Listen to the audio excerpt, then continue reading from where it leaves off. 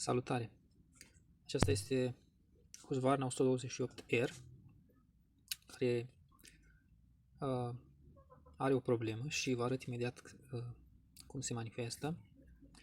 Oricum, această motocoasă aparține cuiva și vă spun de la început că problema este în carburator și neapărat trebuie schimbat carburatorul. Un carburator original pentru această motocoasă este în jur de 250 de lei. Nu dorește să continue reparația. Oricum, eu am încercat și alte variante ca să exclud orice altă posibilitate ca problema să fie din altă parte și nu din carburator, dar din nefericire nu funcționează și problema cu siguranță este din carburator. Vă spun din start că acest carburator are și acea pompiță de șpriț care este destul de complicat de găsit pentru a fi înlocuită. Ia să vă arăt cum se manifestă.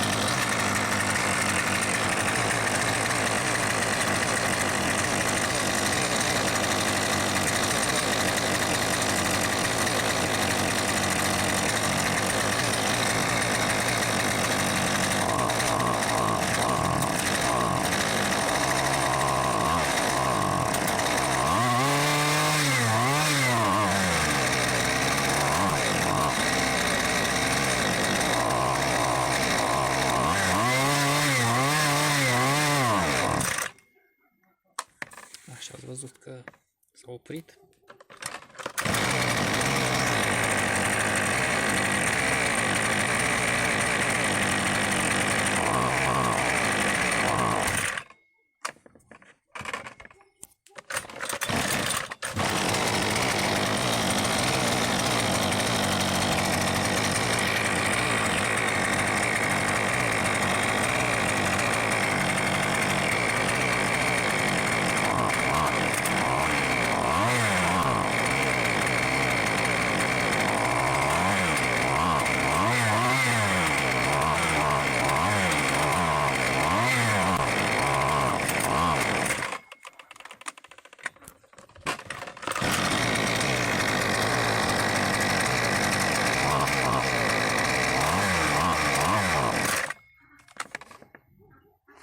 Deci ați văzut cam cum se manifestă, dar proprietarul nu dorește să continue reparația, așa că cam asta este cu această motocoasă.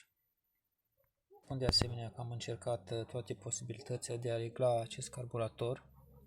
Deci carburatorul nu merge reglat. Oricum, pentru așa ceva, pentru a regla carburatorul aveți nevoie de o așa șurubelniță. Da? Vedeți? Acest tip de șurubelniță vă ajută pentru a regla carburatoarele Husqvarna în general. Această șurubelniță merge pentru mai multe tipuri de drujbă și pentru aceste tipuri de motocoase. Mai aveți nevoie de o leră pentru a regla distanța dintre electrozii bujiei, de asemenea pentru a regla distanța între magnetou și bobina de inducție. Varianta unui carburator chinezesc, dar nu cred că își va face treaba, așa că un carburator, cum v-am mai spus, original Husqvarna este original, ar costa în jur de 250 de lei, deci cam asta este și vă mulțumesc pentru